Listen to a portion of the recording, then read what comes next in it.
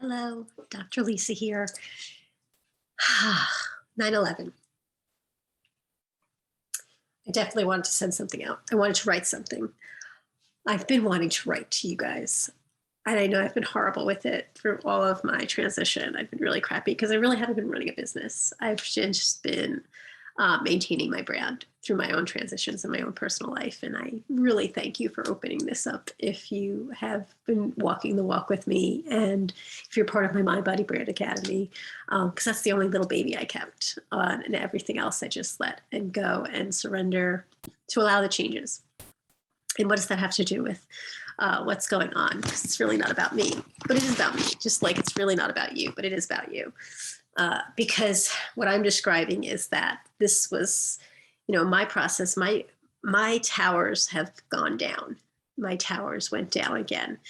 COVID was another towers falling down for many, many people. To be perfectly honest, it wasn't for me because I had my towers go down a couple of years prior. And so it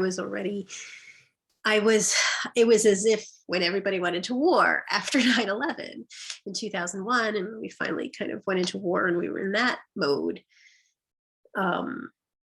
there was a sense of a different being and decisions I had made through that experience of 9/11, 2001 that many of you might have made. I was in the New York area. I was in the tri-state area at the time. I was treating when the planes came in. It was on my second person of the day. Might have even been my third because we got them every 20 minutes at the clinic. But, and, we thought it was an accident. And then when it went down again, we knew something was up and there was that trauma of it.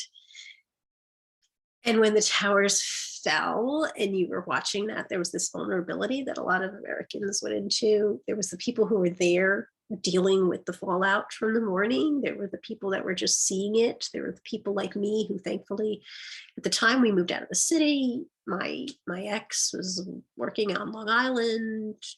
I didn't have to worry about, was he going to come home that day? I was not working in the city anymore at my hospital in the city, so I wasn't going to be called in. And because that was going to be hard for me, I had a 2-year-old. And, so there was so much that people had to go through and make decisions. And so there's that ancillary experience. And then the experience for many others of you who were not there directly.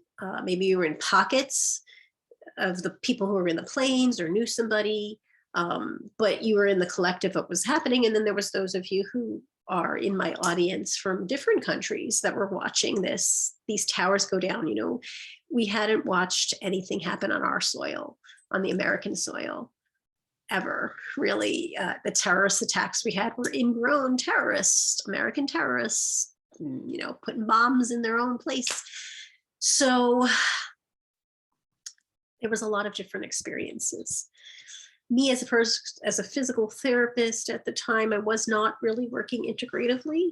I was debating it, though. I had been looking into yoga and working with it on my own health and well-being. And I was wondering if this mind-body thing really, that I had always seen through my dad's own problems with PTSD and how he really felt disabled, even though he was like really perfectly able, and the mental health challenges that were not being addressed. And so I was into mind body, like my whole life. He had his breakdown and subsequent work when I was like 6 or 7. My 7-year-old year was when my whole first towers came down.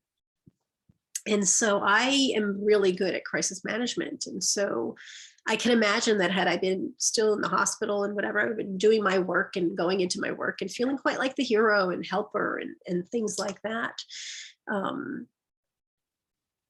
But that experience, obviously now dealing with the collateral damage of watching people come in with all of these physical injuries all of a sudden, a lot of them were back pains and like kind of from the belly up, if you could understand, or like, pelvis up.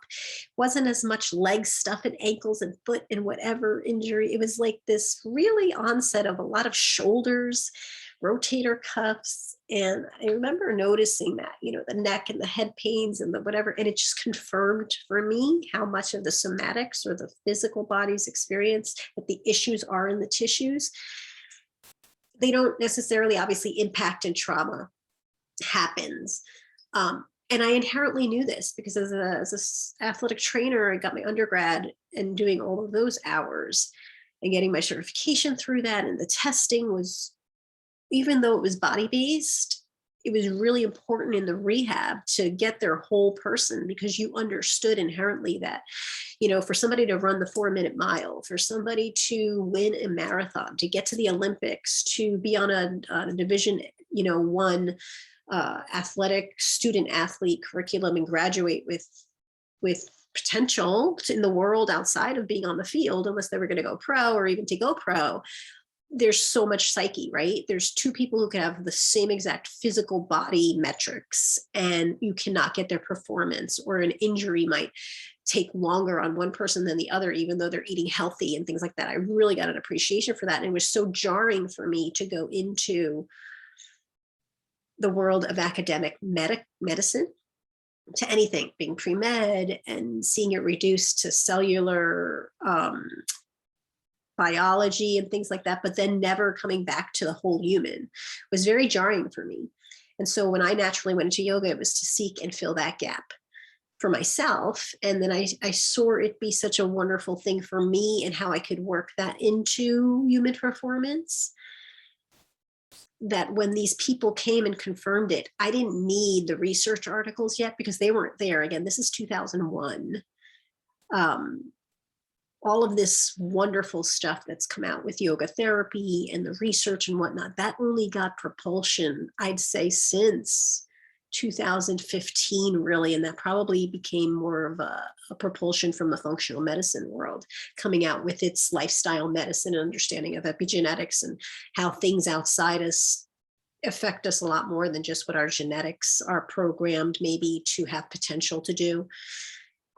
All of that were towers coming down, towers falling down, mass destruction, the elimination of the potential to rebuild in any which way other than build something else, something that felt more telling of who you were then than who you were back before. And so COVID was our tower time. This pandemic were more towers coming down. I really truly feel that way. And I want you to look at it. There's on the tarot cards, I look at the tarot cards, I work on my intuition that way. That's just my way of doing that. I like to teach some of the people I'm working one-on-one how to help themselves see themselves through those things, different tools. But one of them is the tower. And people can look at that positively or negatively. And that's my point. You need to be able to have a perspective. You need to be able to discern.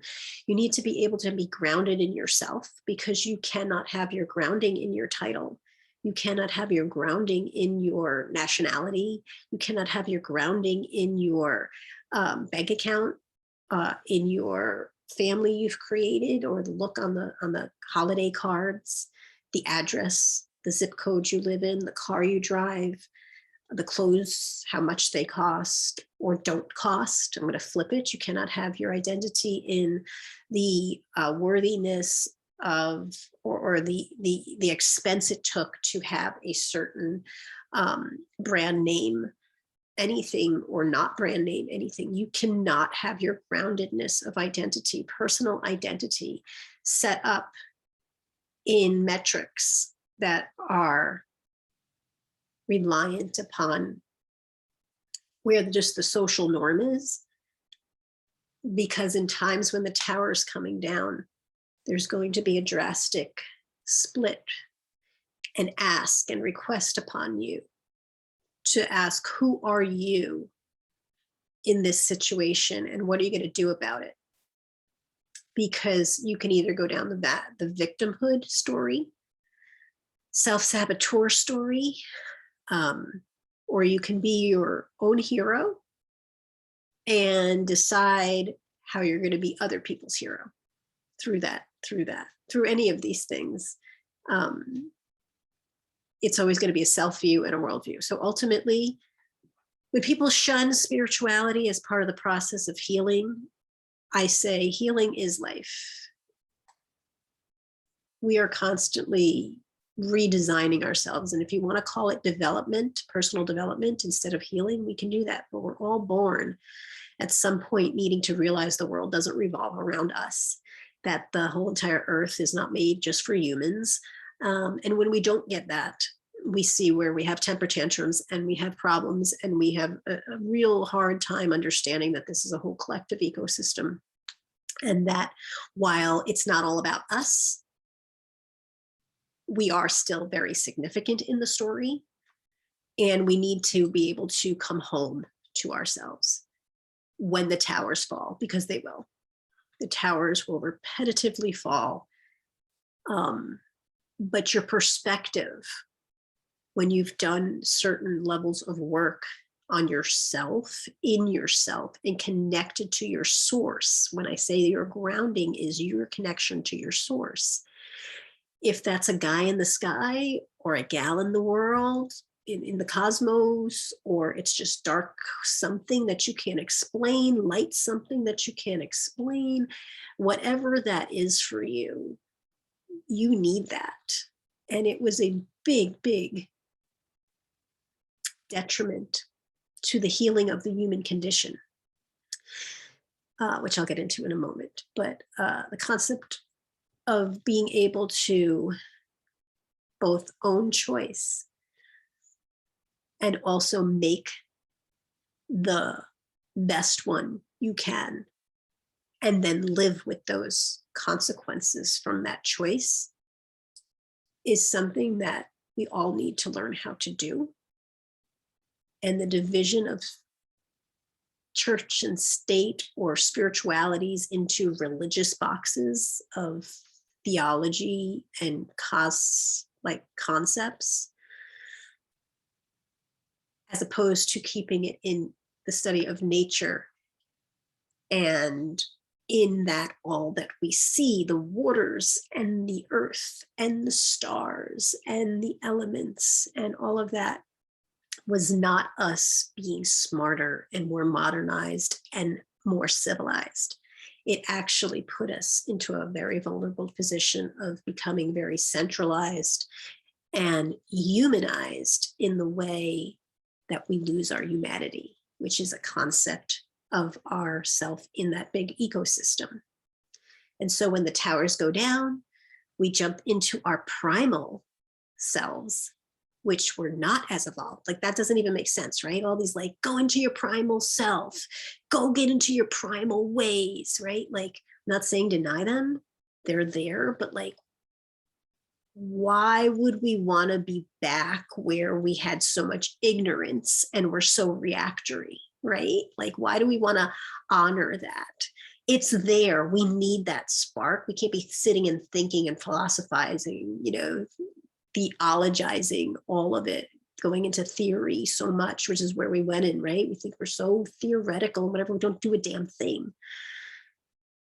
Because when the towers go down, you will react, and that's fine. But there comes a point where if your primal instinct is to react to fear, and you do not have the emotional intelligence or self-control or perseverance or spirituality, meaning sense of self grounded in something of source from which you come from which you can return at any point you make problems for yourself, or no avenue for faith and blessings, or like, if you don't have that, you can go into a really dark place in your primal instinct, because then you don't have the potential to feed off of the love, which is the universal language of that God or source, or it is the humming, it is the vibe. If you can't tap into that, you will only tap into fear. And again, you will only react. Because ultimately, if you have never tapped into source, then you will always have a fear of death. of the towers falling down, you will never see that as a beginning. You will only be focused on what you've lost. You will then only manifest or attempt to manifest again what you've lost, as opposed to being able to see any perspective on what you've gained. And so that's what I want to leave with you on this very sad day before the dog starts barking. And you're supposed to feel sadness. You're supposed to feel grief. You're supposed to feel loss. What you're not supposed to feel is shame. You might feel guilt. What you're not supposed to feel is insignificance. You might feel a bit useless at the time, ignorant, not knowing what to do next, lost. You're not supposed to feel as if there is no meaning. You might feel that you can't understand and there's no clarity. So when the towers go down, with the practice that you get to work on those other ways of approaching it, you lose fear in living. Because I can tell you from personal experience of having my towers burned to the ground at 7, at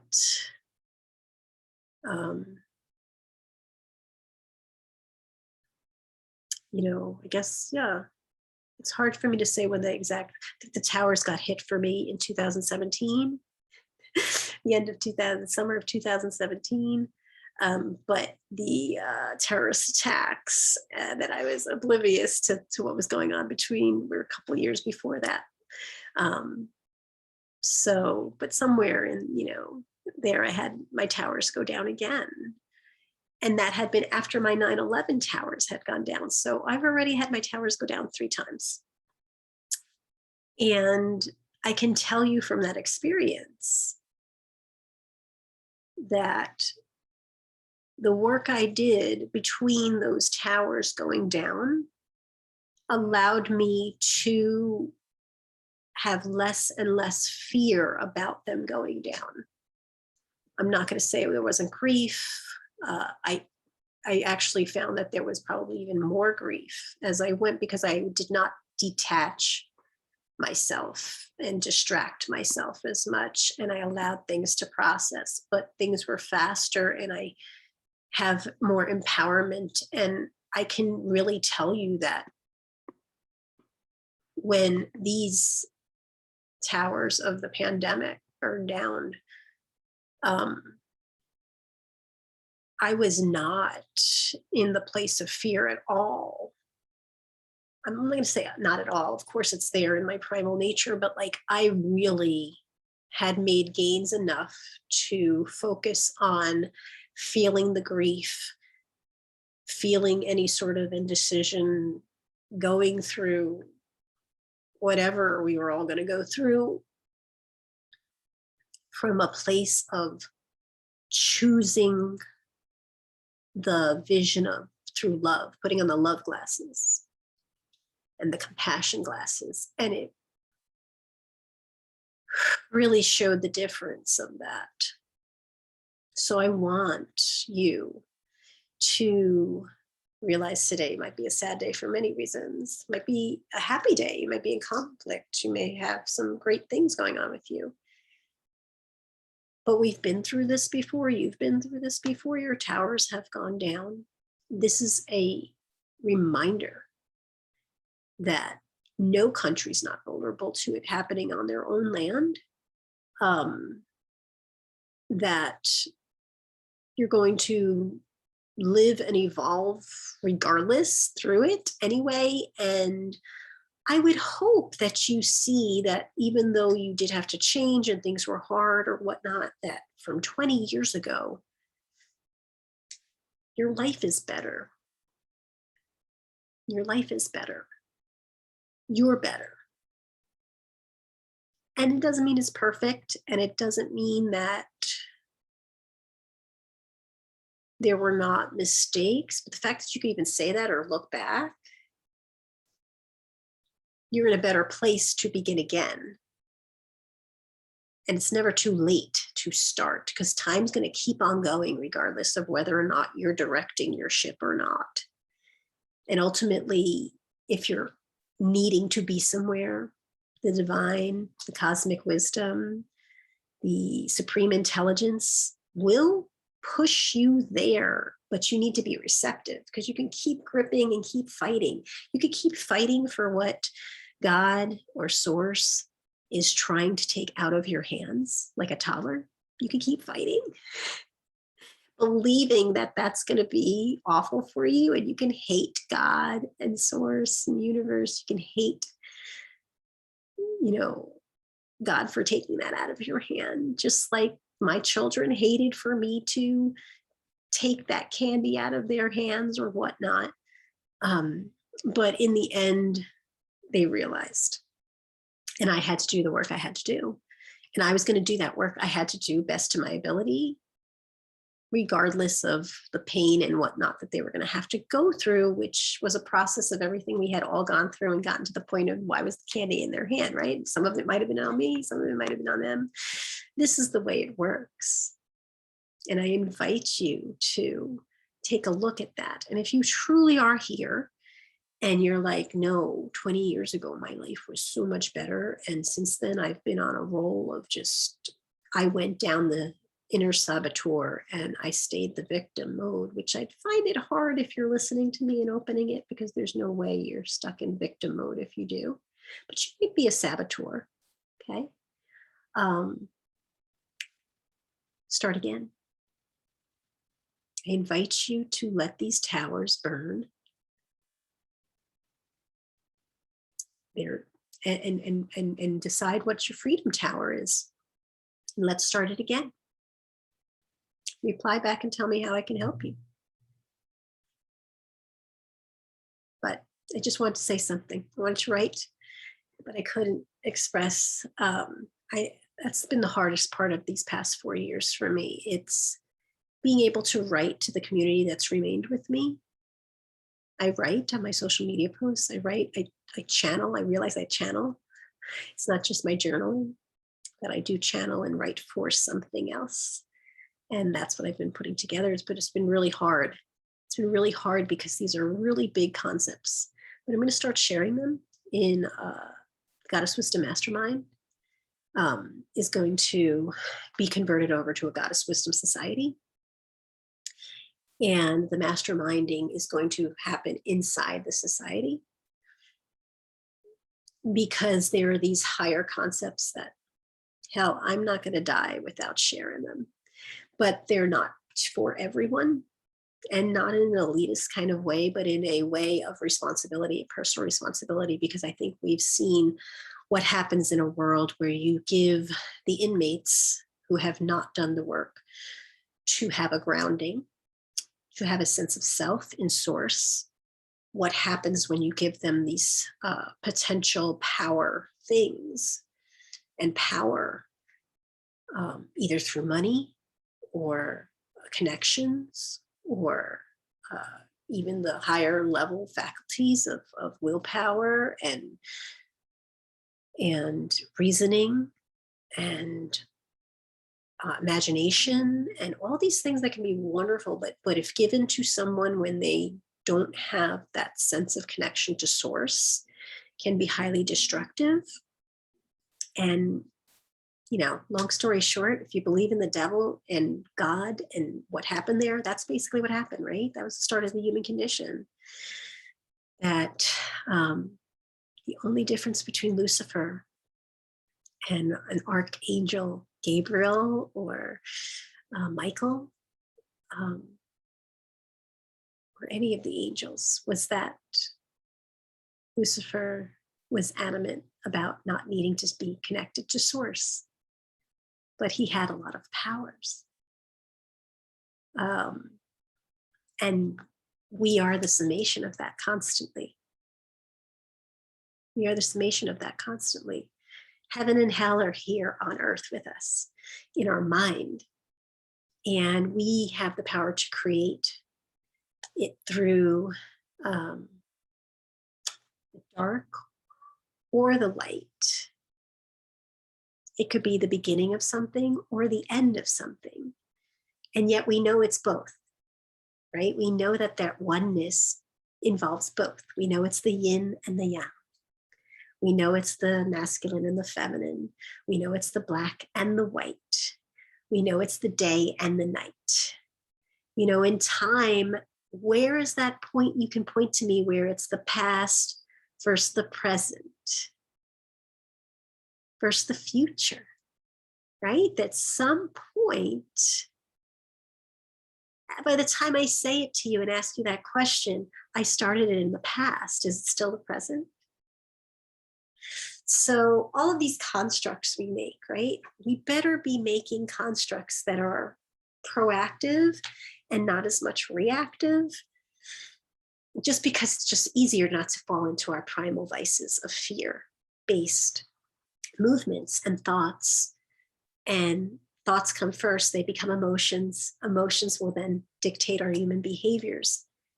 And that will dictate our interactions and our relationships at all levels. And relationships are what business is, and relationships are what societies are, and relationships are what we end up being, even between our own minds and bodies, and our health and our well-being, and our desire to learn from our mistakes versus repeat our mistakes. All of that comes from being less reactive and more proactive. And so that's what I will leave you to. Like I said, it was hard for me to write that down. It was much better for me to speak to you. I'm supposed to create experiences. And I do want to create that with you in the Goddess Wisdom Society. So I invite you, and that's going to be open to men too. It's going to be open to men too. Because I think that there are men out there that want to embrace the feminine. They may not want to learn about women and their bodies and this and that as much, but they should.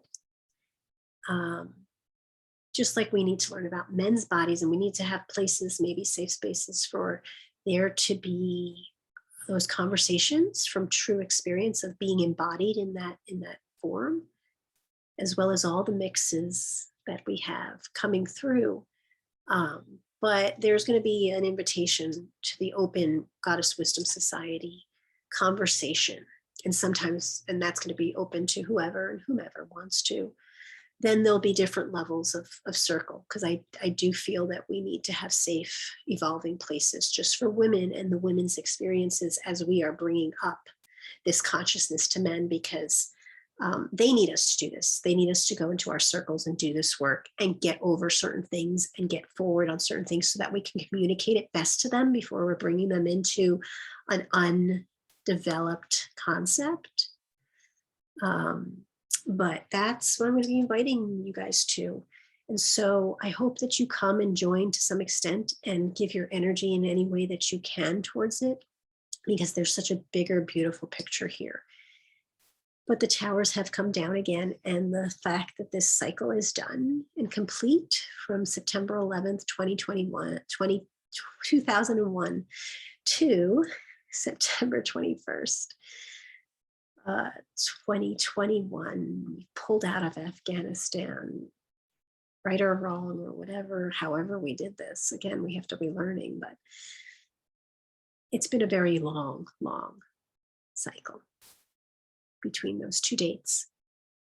And you have had maybe other towers go down since the towers went down. And I want you, if you haven't, to look at the pandemic as towers that have gone down for you too. And I'd love to hear back from you how you're going to design that freedom tower. If you have no idea, if you're like sitting there in destruction, I want to know that too. Um, if you're feeling paralyzed still, I want to know that too. I just want to reconnect and know where you're at and what I'm creating for, because I'm doing the work that I was sent here to do. And it's a healer's work.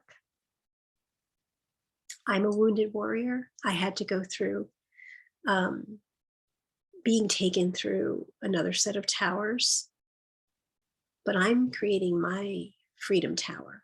And I would love for it to have floors on it that are engaging and supportive to you and help you with your freedom towers. But I can't read your mind, even though sometimes it seems like I can. I can't if you don't open up the line of communication with me. So whether you're going to be here for the long haul or not, or we're going to split ways, I'd love you to just reply and let me know where you're at so that I get a feel of what's going on with you. Have a blessed day.